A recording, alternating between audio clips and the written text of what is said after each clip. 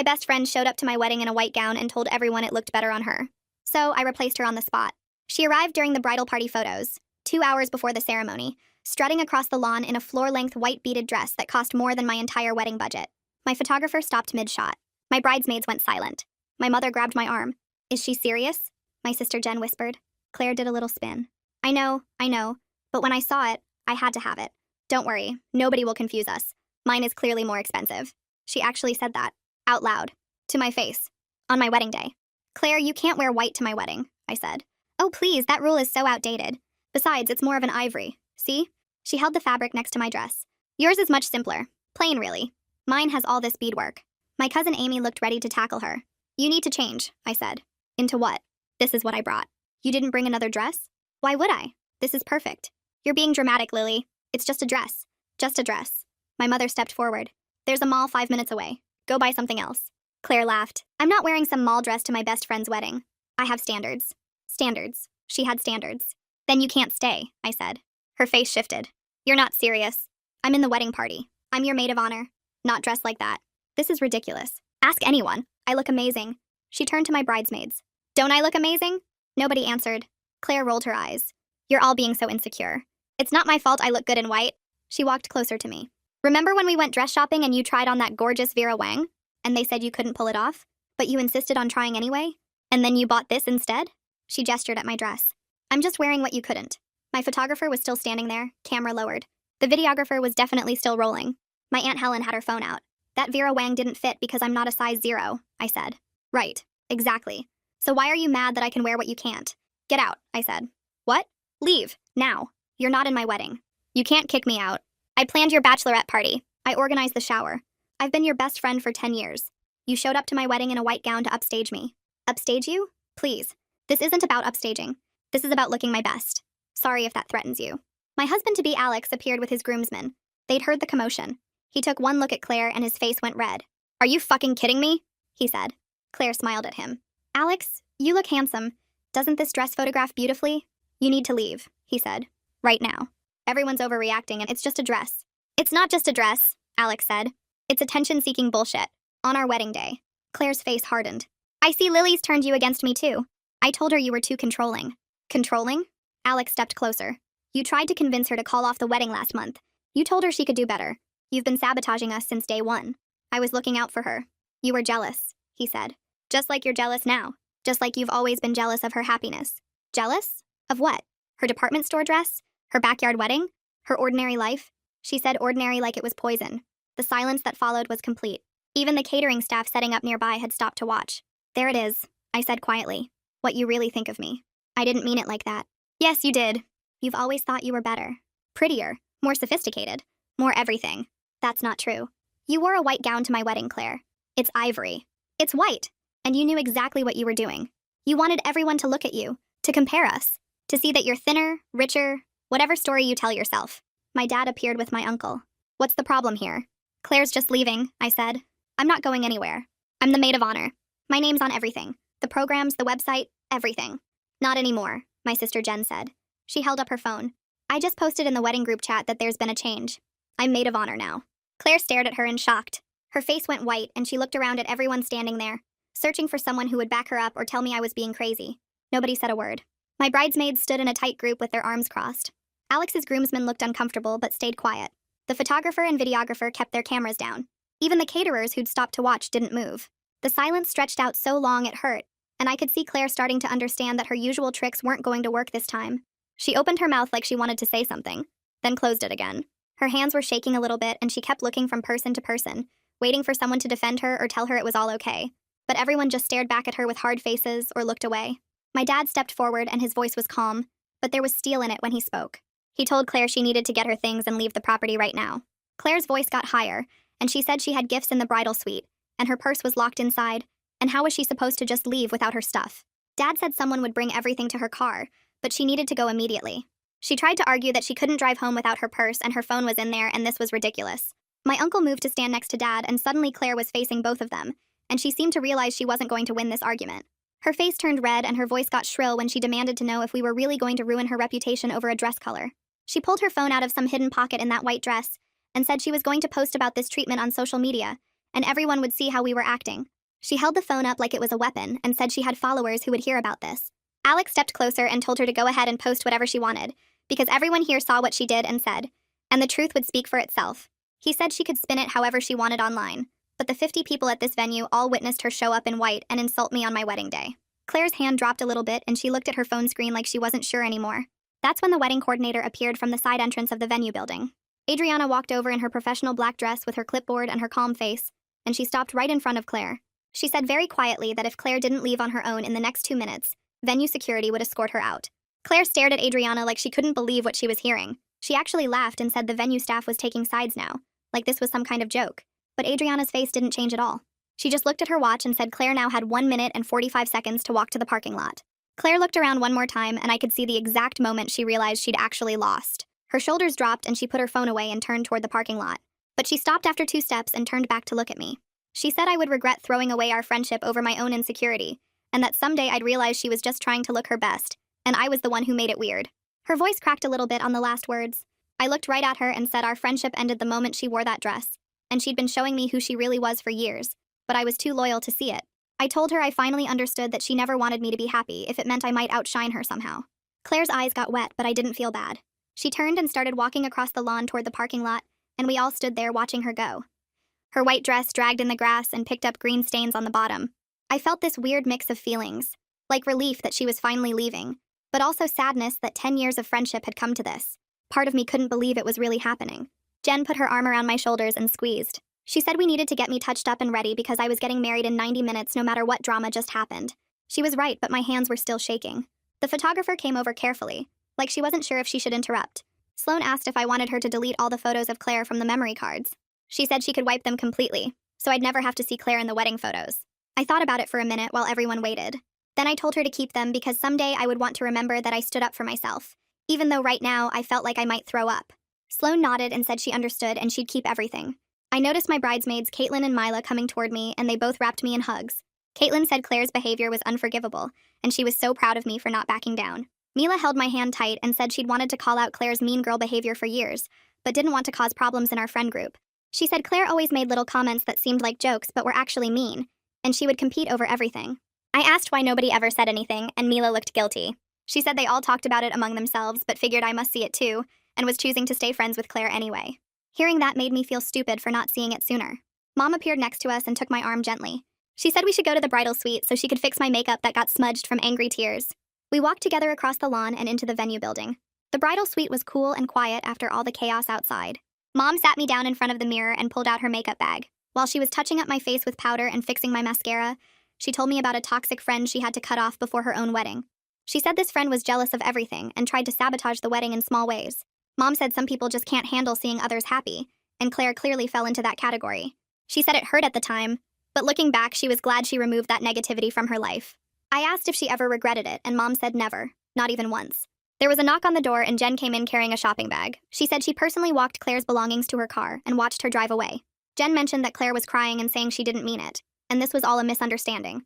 But Jen told her that actions have consequences, and she needed to leave us alone today. Jen said Claire tried to hug her and apologize, but Jen stepped back and just pointed to the car. She watched until Claire's car left the parking lot and turned onto the main road. I asked if Claire said anything else, and Jen shook her head. She said Claire just kept crying and saying this wasn't fair, but Jen didn't respond to any of it. Her mouth opened, but nothing came out. She looked around at everyone watching her, then back at Jen holding up her phone as proof. My dad moved closer to Claire and pointed toward the parking lot. He told her it was time to go, and his voice had that tone he used when he meant business. Claire's face went from shocked to angry in about 2 seconds. She grabbed her small clutch purse from where she'd set it on a nearby table and turned to face all of us one more time. She said we would all regret this and that she was the best thing that ever happened to me. Nobody responded. Claire spun around and started walking toward the parking lot, her white dress dragging through the grass. The bottom picked up dirt and green stains. I watched her go and felt this weird mix of relief and sadness hitting me at the same time. 10 years of friendship was ending right there on my wedding day. Jen squeezed my shoulder and said we needed to get me back to the bridal suite for touch-ups. Mom agreed and took my other arm. We walked together across the lawn toward the venue building. Behind us, I heard my uncle telling the photographer to take a break, and the caterers to continue setting up. Inside the bridal suite, Mom sat me down in front of the mirror and pulled out her makeup kit. My mascara had smudged a little from angry tears. She dabbed at it gently with a cotton pad while Jen paced behind us on her phone. Jen said she was texting the other bridesmaids to let them know what happened, and to make sure everyone knew the ceremony timeline hadn't changed. Caitlin and Mila came in a few minutes later. They both hugged me and said Claire's behavior was awful. Mila held my hand and admitted she'd wanted to call out Claire's mean comments for years, but didn't want to cause problems. She said Claire always made little jokes that were actually mean and competed over everything. I asked why nobody ever told me, and Mila looked guilty. She explained that they all talked about it among themselves but figured I must see it too, and was choosing to stay friends anyway. That made me feel stupid for not noticing sooner. Mom finished fixing my makeup and stepped back to look at me. She said I looked beautiful, and that Claire's negativity was gone now. There was a soft knock on the door and Jen went to answer it. Alex stood there in his tux looking worried. He asked if he could see me for just a minute. I stood up and walked over to him. He pulled me into a hug right there in the doorway. His arms wrapped around me tight, and he said he was sorry for not seeing how toxic Claire was sooner. He told me he should have pushed harder last month when she tried to talk me out of marrying him. I hugged him back and felt some of the tension leave my body. When we pulled apart, I told him about the Vera Wang dress comment. I explained how Claire had been making subtle digs about my body and my choices for our entire friendship. Alex's jaw tightened and his face got that angry look. He was quiet for a few seconds. Then he said he was glad she was gone because I deserved friends who celebrated me instead of competing with me. He kissed my forehead and told me he'd see me at the altar. Jen closed the door after he left and I sat back down. Mom handed me a bottle of water and told me to drink some. The wedding coordinator Adriana knocked and came in holding her clipboard. She said we were back on schedule and asked if we wanted to adjust anything in the ceremony since the maid of honor changed. Jen spoke up immediately and said she knew all of Claire's parts because she'd helped plan them.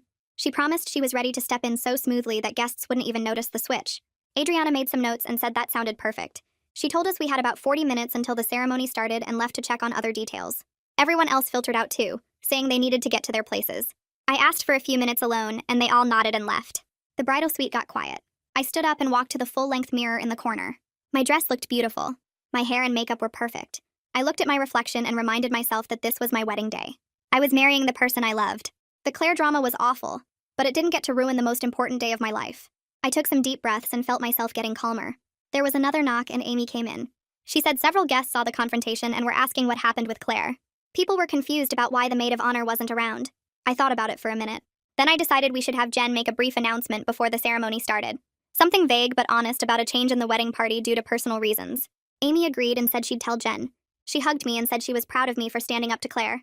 Then she left to find Jen. I checked my phone and saw some texts from friends asking if everything was okay. I sent a quick group message saying there was a small issue but everything was fine and I'd explain later. Mom came back in with Jen and my bridesmaids. It was almost time. We lined up in the hallway outside and I could hear music starting. The minister appeared next to me and pulled me aside gently. She asked if I was emotionally ready to proceed or if I needed more time. Her voice was kind and concerned. I appreciated her checking in. I told her I was absolutely ready because marrying Alex was what today was really about, not Claire's desperate attempt for attention. The minister smiled and squeezed my hand. She said she'd see me out there. My dad appeared and offered me his arm. I took it and felt his steady presence calming me. The doors opened and I could see down the aisle. The guests turned to look. The flowers were beautiful. The sun was shining. And there was Alex at the altar with the biggest smile on his face. Everything else faded away. I didn't think about Claire or the drama or anything except getting to him. Jen was standing where Claire was supposed to be, and she looked genuinely happy for us instead of resentful. Dad and I walked down the aisle and I couldn't stop smiling. When we reached the front, Dad kissed my cheek and put my hand in Alex's. The minister started talking, but I was just looking at Alex's face. His eyes were shining. During the vows, I felt this overwhelming gratitude that I'd stood up for myself earlier. Now I could be fully present for these promises we were making. Alex's voice cracked with emotion when he said his vows. He promised to always support me and protect our happiness. I knew we were starting our marriage with honesty and boundaries instead of tolerating toxic people to keep the peace.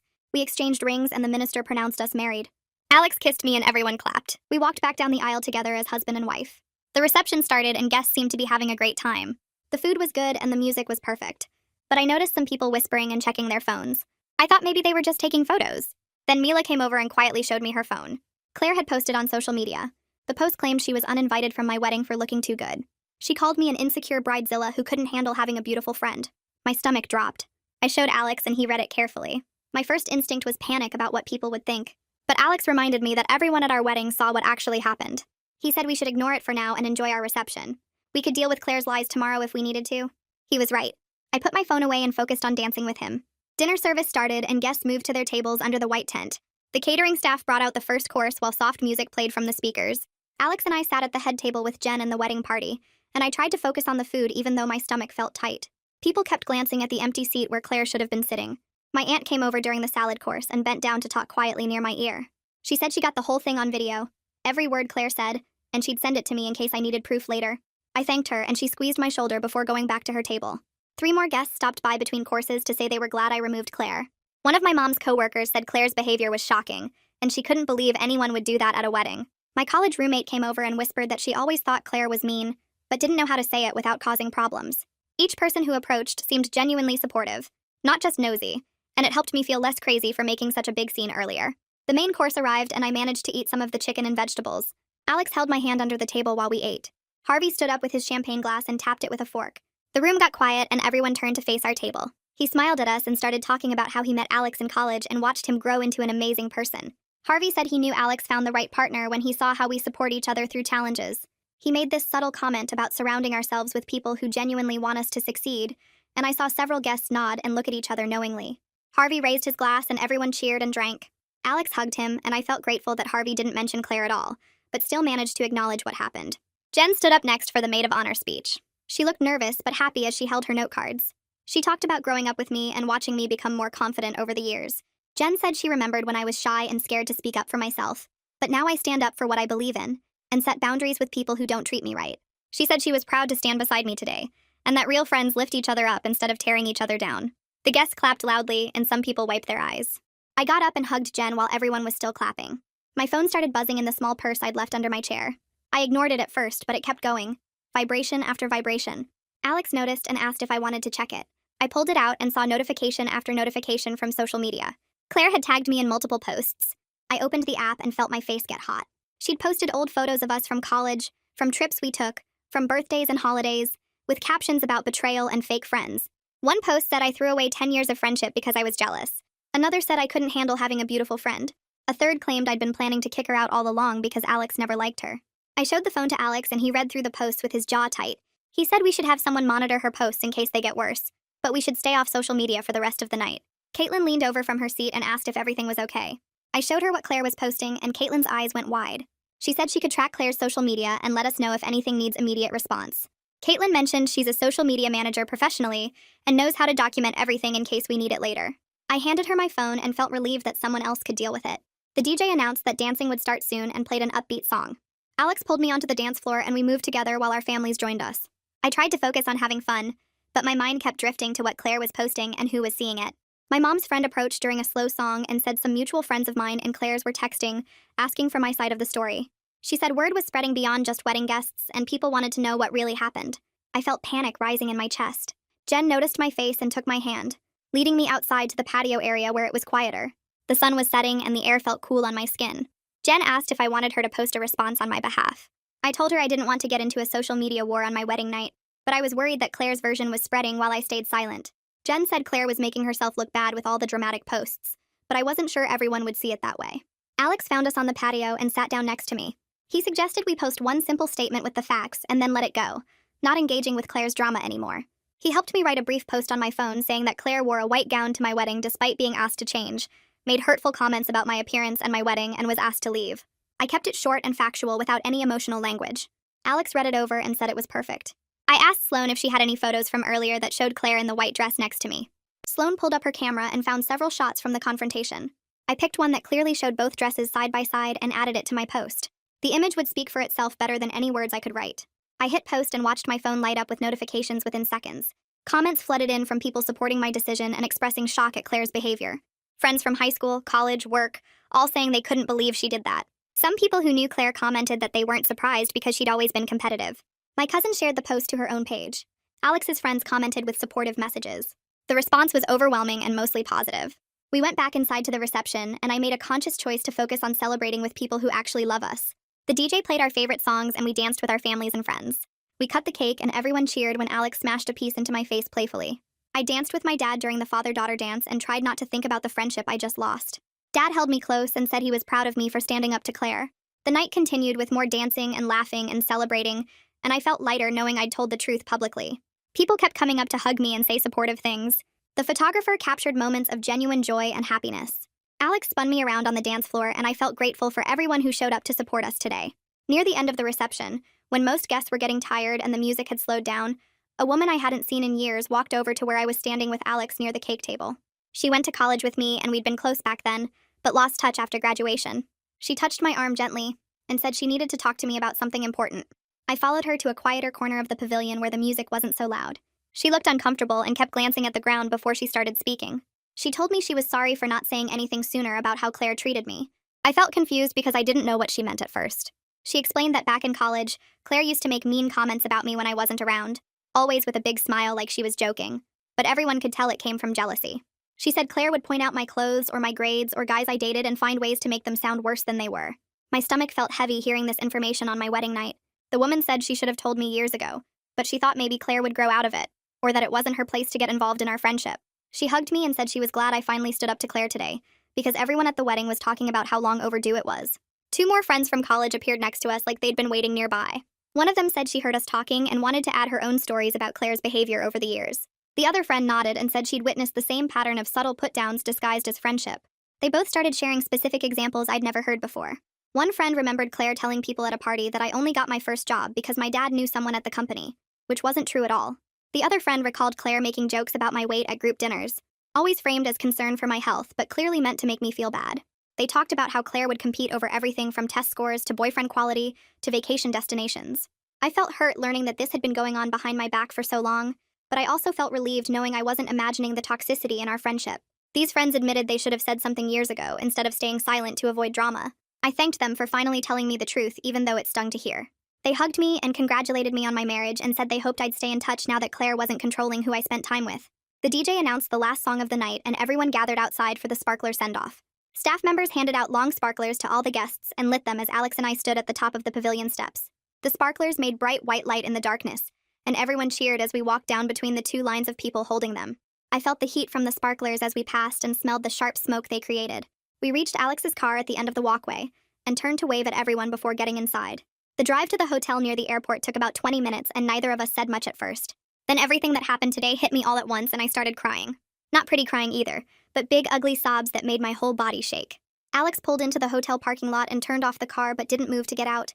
He just sat there and let me cry without trying to make me stop or tell me everything was fine. We eventually went inside and up to our room on the 3rd floor. Alex helped me out of my wedding dress, which took forever because of all the tiny buttons down the back. I put on the comfortable pajamas I'd packed and sat on the edge of the bed still crying. Alex sat next to me and put his arm around my shoulders.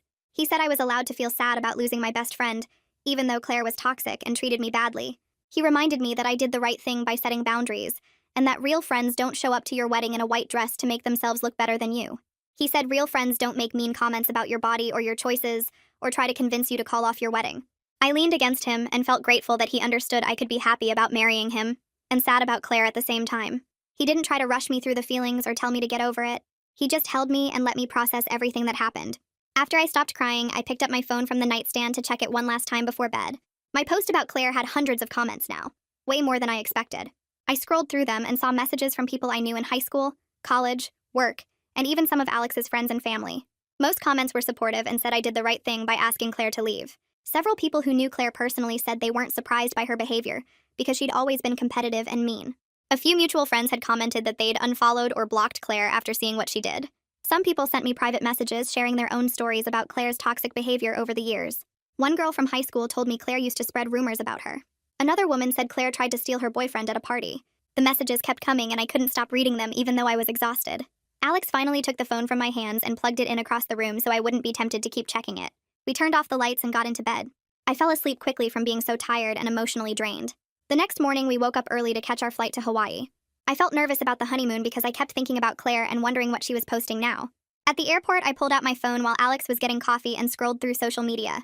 Caitlin had sent me a text saying she was monitoring everything and would only contact me if something urgent happened. She told me to put my phone away and enjoy my honeymoon without worrying about Clare's drama. I texted back thanking her and promising to try. On the plane, I turned my phone to airplane mode and made a decision to stop checking social media for the next week. Alex squeezed my hand during takeoff and said he was proud of me for choosing to focus on us instead of Clare. The flight was long but comfortable and I managed to sleep for a few hours. When we landed in Hawaii, the warm air and sunshine felt amazing after the stress of yesterday. We took a taxi to our resort and checked into our room overlooking the ocean. The view was beautiful with palm trees and blue water stretching out forever. I felt myself starting to relax for the first time since the wedding drama started. The first few days of the honeymoon were great. We spent time at the beach, went snorkeling, ate at nice restaurants, and explored the island, but I kept thinking about Clare when I should have been enjoying myself. I'd check my phone when Alex went to the bathroom or when he was in the shower. I'd scroll through the comments on my post and read the messages people were sending me. I couldn't stop wondering what Clare was doing and saying, and if she was still posting lies about me. On the 3rd day, Alex noticed me looking at my phone under the beach towel. He sat up in his beach chair and suggested we talk about it instead of letting it eat at me all week. That evening, we stayed in our room instead of going out to dinner. We ordered room service and sat on the balcony watching the sunset while I told him everything I'd been thinking and feeling. I admitted I couldn't stop checking my phone even though I knew I should let it go. He listened without judging me and said it made sense that I was still processing everything that happened. I told Alex I felt guilty for ruining Claire's reputation, even though she brought it on herself with her behavior. He asked me why I felt responsible for protecting someone who treated me so badly for so long. I said I didn't know. Maybe because we'd been friends for 10 years and I still cared about her despite everything. Alex helped me understand that I had a people-pleasing problem that let Claire manipulate me for our entire friendship. He pointed out that I didn't ruin anything because I just stopped protecting Claire from the results of her own actions. He said Claire chose to wear that dress. Claire chose to make those comments. Claire chose to post lies on social media, and now Claire had to deal with people knowing the truth about her. I sat there thinking about what he said, and realized he was right. I'd spent years making excuses for Claire's behavior, and trying to keep the peace instead of standing up for myself. Alex reminded me that real change meant letting people face the outcomes of their choices instead of always trying to fix things for them. Halfway through the honeymoon, my phone buzzed with a text from Caitlin. I almost didn't look at it because I'd been doing better about staying off social media. But the message preview said it was about Claire, so I opened it. Caitlin wrote that Claire had deleted all her posts about the wedding and made all her social media accounts private. She said Claire was getting massive backlash from people who saw what she did. Several people from Claire's life, including some of her own family members, had reached out to her directly to say her behavior at my wedding was wrong and unacceptable. Caitlin said the whole thing had backfired on Claire in a big way, and I didn't need to worry about her spreading lies anymore because people saw through them. I showed the message to Alex and felt this weird mix of relief and sadness. Part of me was glad that people knew the truth and Claire couldn't keep playing the victim. But another part of me felt sad that our 10-year friendship had ended this way with public drama and everyone taking sides. Alex read the message and then looked at me seriously. He said the friendship was already over before the wedding. I just finally saw it clearly for what it was. He reminded me that Claire's behavior at the wedding wasn't a one-time mistake, but the final obvious proof of how she'd been treating me all along.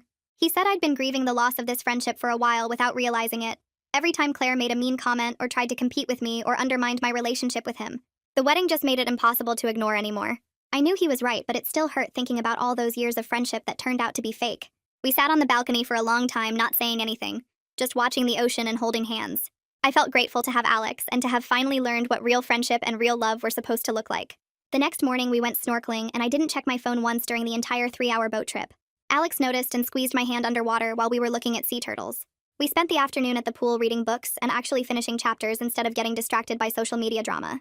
That evening, we tried a new restaurant, and I ordered what I wanted without thinking about whether it was the right choice or if someone would judge me for it. Walking back to our room along the beach, I realized how much lighter I felt without constantly worrying about Claire's opinion on everything. For 10 years, I'd been managing her feelings and walking on eggshells around her criticism disguised as concern. I'd spent so much energy trying to make her happy, or at least keep her from being mean, that I forgot what it felt like to just exist without that pressure.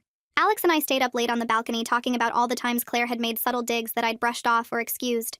He remembered specific comments from years ago that I'd completely blocked out because accepting they were mean would have meant admitting my best friend was toxic.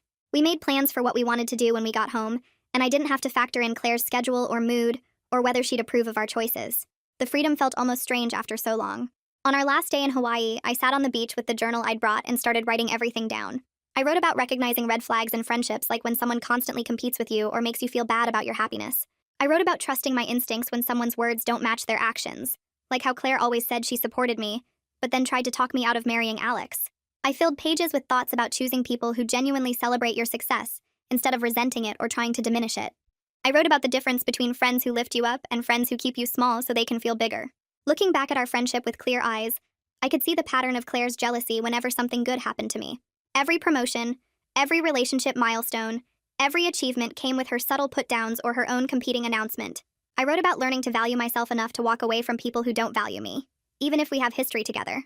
The journal entry got long and emotional, but writing it all out helped me process everything that happened and understand why it needed to happen. We flew home the next day and landed late at night, both of us exhausted from traveling. Alex carried our bags up to the apartment door and stopped. A huge flower arrangement sat on our doorstep, easily 3 feet tall with white lilies and roses and greenery. I picked up the card while Alex unlocked the door. The note was from Claire's parents, and I read it twice to make sure I understood correctly. They wrote that they were horrified when they heard what Claire did at our wedding. They said they raised her better than that, and they completely understood if I never wanted to speak to her again. The apology felt genuine and sad, like they were embarrassed by their daughter's behavior. They mentioned that they'd tried to teach her to be happy for others, but somewhere along the way she'd become bitter and competitive. I showed the card to Alex, and he said it was nice of them to reach out, but it didn't change what Claire did. We brought the flowers inside and I put them on the kitchen table, feeling this weird mix of validation that even her own parents recognized how wrong she was, and sadness that our friendship had ended so badly that her parents felt the need to apologize for her. The next morning, my mom called while I was unpacking and asked how the honeymoon was. I told her it was amazing and exactly what we needed after all the wedding drama. She said she was glad because things had gotten interesting while we were gone. Several mutual friends had reached out to her expressing support and sharing that they'd had similar issues with Clare over the years. Mom listed off names of people I'd known for years who apparently had Clare stories they'd never told me. One friend said Clare had made mean comments about her weight at every gathering. Another said Clare always had to one-up any good news with something better happening to her. Someone else mentioned that Clare talked badly about people behind their backs while acting sweet to their faces. My mom said it seemed like I wasn't the only person Clare treated this way, just the first one to publicly call it out. Hearing that other people had experienced Clare's toxicity made me feel less crazy for ending the friendship, but also sad that so many people had been quietly dealing with her behavior without saying anything. Mom said sometimes it takes one person standing up to a bully before others feel safe sharing their own experiences. She reminded me that I did the right thing even though it was hard. A few days later, I met Jen, Caitlin, and Mila for lunch at our favorite spot downtown. We got a table on the patio and ordered drinks and appetizers, and then we spent the next 2 hours talking through everything that happened. They all said they were relieved that Clare was out of our friend group and admitted they'd found her exhausting and mean for years.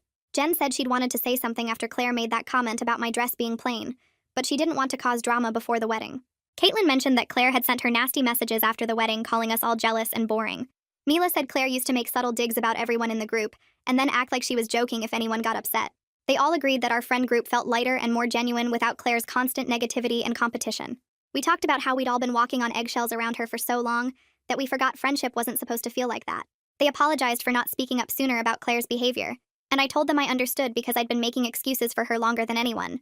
We made plans to get together more often now that we didn't have to navigate Clare's moods and drama. Caitlin pulled out her phone during lunch and showed me screenshots she'd saved of Clare's deleted posts from right after the wedding. She'd captured everything before Clare took it down, including the post claiming I was a bridezilla, and the comments where Clare said I was jealous of her looks. Caitlin said she saved them in case I ever needed proof of what really happened, especially since Clare was spinning a different story.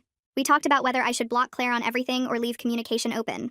Part of me wanted to leave it open in case she genuinely apologized, but the bigger part of me knew that Clare would just try to manipulate her way back into my life like she'd done before. Mila pointed out that Clare had already shown she'd lie on social media and trash me publicly, so why give her access to keep doing that? Jen said blocking her would protect my peace and send a clear message that the friendship was over. I pulled out my phone right there at lunch and blocked Clare on every platform while my friends watched. It felt final and sad, but also necessary. I didn't trust her not to keep trying to worm her way back in with fake apologies and manipulation tactics that had worked on me for years. About a week after we got back from Hawaii, I was making breakfast when my phone dinged with an email notification. I checked it and saw Clare's name in my inbox. My stomach dropped even though I'd blocked her everywhere else and somehow forgot about email. The message was long, maybe 4 or 5 paragraphs, and started with an apology. She said she was sorry for wearing the white dress and for the comments she made. She wrote that she'd been going through a hard time and took it out on me, which wasn't fair. She said she missed our friendship and wanted to meet for coffee to talk things through. Reading it, I felt that familiar pull to give her another chance. 10 years of friendship doesn't just disappear, and part of me wanted to believe she was genuinely sorry. She sounded sad and regretful in the email, and my people-pleasing instinct kicked in telling me I should at least hear her out. I read the email 3 more times trying to figure out if it was real or just more manipulation. I showed the email to Alex when he got home from work and asked what he thought I should do. He read it carefully, and then pointed out that Clare's apology focused mostly on her feelings and her excuses, rather than taking real responsibility for her actions. He showed me how she said she was going through a hard time, instead of acknowledging that wearing a white dress to my wedding was deliberately hurtful. He noted that she asked to meet for coffee, which would put me in a position of having to respond to her in person, instead of giving me space to decide on my own timeline. Alex said he'd support whatever I decided, but reminded me that I didn't owe her forgiveness or another chance just because she was asking for it. He brought up all the times over the years when Clare had crossed boundaries, and then apologized just enough to keep me around, and he asked if I really thought this time would be different. Sitting there looking at the email with Alex's observations in my head, I started to see the pattern more clearly. Clare always knew exactly what to say to pull me back in. I made an appointment with my therapist for later that week because I needed help processing everything. Sitting in her office, I told her about the wedding, the social media drama, the honeymoon processing, and now Clare's email. My therapist listened and then asked me to describe the pattern of Clare's behavior over our entire friendship. As I talked through specific examples spanning years, she helped me see how Clare would push boundaries, hurt me, and then apologize just enough to keep me engaged without actually changing her behavior. My therapist said that real change requires consistent different behavior over time, not just words in an email after facing consequences. She pointed out that Clare's apology came only after her social media posts backfired and people turned against her, not because she genuinely understood how her actions hurt me. We talked about how I'd spent years making excuses for Clare's toxicity, because admitting she was a bad friend meant confronting that I'd wasted so much time on someone who didn't actually care about me. My therapist reminded me that recognizing a toxic relationship and ending it isn't failure, it's growth and self-respect. That evening, I sat down at my laptop and wrote a response to Clare. I told her that I needed space and wasn't ready to meet or talk right now. I wrote that her behavior at my wedding was the final obvious example of years of subtle toxicity I'd been ignoring. I explained that I'd spent our entire friendship walking on eggshells around her criticism and competition, and I was done making excuses for behavior that hurt me. I said I hoped she would get help addressing whatever made her act that way, but I needed to protect my peace and my mental health. I kept the email short and clear, not angry but firm about my boundaries. Before I could second-guess myself, I hit send and then immediately felt lighter. Setting that boundary felt scary, but also empowering, like I was finally choosing myself over someone else's feelings for the first time in years. The next morning, I woke up to another email from Clare already in my inbox, sent less than 2 hours after my boundary message. The subject line said, "Really?" And I felt my stomach drop before I even opened it. She wrote that she couldn't believe I was holding a grudge over one mistake, and that real friends forgive each other instead of throwing away years of friendship. She said I was being dramatic and hurtful by refusing to meet with her, and that if I cared about our friendship at all, I would give her a chance to explain in person. The whole email was designed to make me feel guilty, using phrases like, "after everything we've been through," and "I thought you were better than this." She ended by saying she hoped I would reconsider before it was too late to fix things between us. I read it twice and felt that familiar pull to respond, to defend myself, to explain why I needed space. Then I remembered what my therapist said about Clare's pattern of apologizing just enough to keep me around without actually changing. This email proved she hadn't learned anything from the wedding disaster, or from losing friends over her social media posts. She still thought she could manipulate me into giving her another chance by making me feel like the bad guy for setting boundaries. I clicked the block button on her email address and then blocked her phone number too. It felt scary, but also freeing, like I was finally protecting myself instead of protecting her feelings. Over the next month, I made a real effort to spend more time with Jen, Caitlin, and Mila, the friends who had supported me through the wedding drama and its aftermath. We met for coffee, went to movies, had dinner at each other's apartments. I was surprised by how easy and fun these hangouts felt, compared to the constant tension of being around Clare. Nobody criticized my outfit choices or made comments about my weight. Nobody turned every conversation into a competition about who had the better job or nicer apartment or more exciting plans. We just talked and laughed and supported each other like actual friends. Caitlin told me about her work stress and I listened without judging. Mila shared that she was thinking about breaking up with her boyfriend, and we all gave honest advice without making it about ourselves. Jen and I spent a Saturday organizing my apartment, and she didn't once suggest that I should buy nicer furniture or move to a better neighborhood. It hit me how much energy I'd been spending for years trying to manage Clare's reactions and avoid her criticism. One afternoon, Amy called and told me that Clare had reached out to her trying to get information about me. Clare apparently sent a long message saying she was worried about me and asking if Amy would talk to me about giving Clare another chance. Amy shut it down immediately and told Clare that what she did at my wedding was unforgivable and that she needed to respect my boundaries and leave me alone. Amy said Clare tried to argue that it was all a misunderstanding, but Amy told her that everyone saw exactly what happened and no amount of explaining would change it. Hearing that Amy had my back like that made me feel protected and supported by my family in a way I hadn't expected. It also made me realize that Clare was still trying to find ways around my boundaries instead of accepting them. I started noticing small changes in how I felt day to day, without Clare's constant presence in my life. When I posted photos on social media of Alex and me at a restaurant, I didn't feel anxious waiting for Clare to comment something backhanded about the food or the place. When I shared that I got a small promotion at work, I didn't brace myself for Clare to mention her own bigger promotion or question whether my new role was really that impressive. When I bought a new dress I actually liked, I didn't hear her voice in my head criticizing the fit or the price or suggesting something better. Simple things like sharing good news or making choices felt lighter without worrying about Clare's judgment or her need to one-up everything. I hadn't realized how much space her toxicity had been taking up in my brain until it was gone. 3 months after the wedding, I got a message from a girl named Sarah, who I'd met a few times through mutual friends but didn't know well. She said she needed to tell me something and asked if we could talk on the phone. When I called her, Sarah explained that she'd been friends with Clare for about a year and had started noticing weird behavior. She said Clare had been talking badly about me to anyone who would listen, claiming I was mean and cruel for kicking her out of my wedding over a dress color. Clare was telling people I'd always been jealous of her and that I couldn't handle her looking better than me. Sarah said she'd believed Clare's version at first because she didn't know me well, but then she started seeing a pattern. Clare would trash talk other friends behind their backs, always positioning herself as the victim of everyone else's jealousy or insecurity. Sarah realized that Clare's stories never quite added up, and that she seemed to have drama with almost everyone in her life. After seeing my social media posts about what actually happened at the wedding and talking to other people who knew both of us, Sarah decided to distance herself from Clare. She wanted to warn me that Clare was still spreading lies and to thank me for being honest about the situation. My first reaction was feeling upset and angry that Clare was out there lying about me to people. I told Alex about Sarah's call and he could see I was getting worked up about it. He reminded me that anyone who actually knows me won't believe Claire's version of events, and anyone who does believe her without asking for my side isn't someone I need in my life anyway. He pointed out that the truth already came out publicly with photos and witness accounts, and I didn't need to keep defending myself to every person Claire complained to. He said that Claire making herself look bad by constantly trash-talking me just proved to more people that she was the problem, not me. That perspective helped me let go of the need to control Claire's narrative or correct every lie she told. Thanksgiving rolled around, and I felt genuine relief that I didn't have to deal with Claire being at any of our friend group celebrations. In past years, she'd always made Friendsgiving awkward by complaining about the food, showing up late, or making everything about her latest drama. This year, our friend group gathering felt relaxed and real. Everyone brought dishes they actually wanted to make instead of trying to impress Claire. We played games and told stories, and nobody had to walk on eggshells. Mila mentioned halfway through the evening that this was the most fun Friendsgiving we'd had in years, and Caitlin agreed that the energy felt different in a good way. Nobody said Claire's name, but we all knew what had shifted. The group had naturally reorganized without her, and it turned out we got along better without the constant tension she created. A week later, I was at the grocery store picking up milk when I literally bumped shopping carts with one of Claire's aunts who I'd met several times over the years. I froze, expecting awkwardness or confrontation, but she immediately smiled and said my name warmly. She asked how I was doing and said she'd heard about the wedding situation from Claire's mom. I braced myself for criticism, but instead she apologized for Claire's behavior and said the family wasn't surprised. She mentioned that Claire had struggled with jealousy issues for years, especially toward friends who were happy or successful. She said they'd tried to address it, but Claire always blamed everyone else and refused to take responsibility. Her aunt told me she was glad I set boundaries and that she hoped I was doing well in my marriage.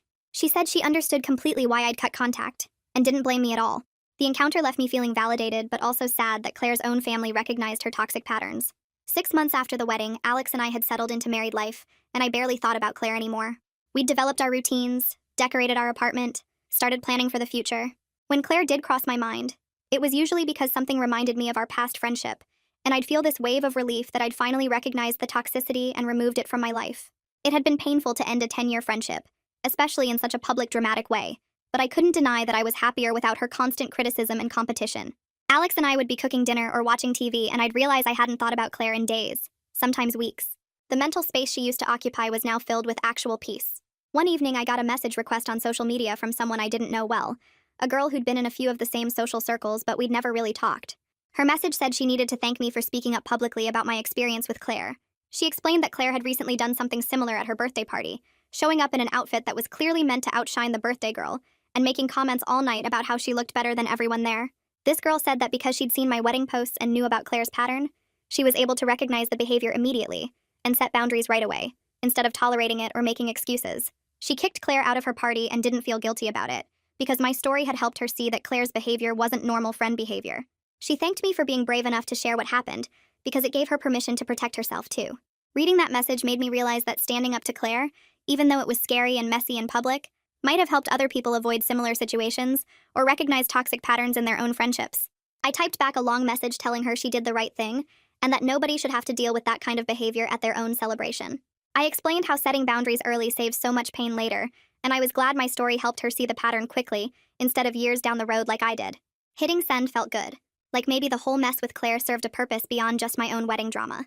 Over the next few days, I thought about that message a lot and realized that being honest about what happened, even when it was uncomfortable in public, might have protected other people from similar situations. The idea that my experience could help someone else recognize toxic friendship patterns made the whole painful situation feel slightly less awful.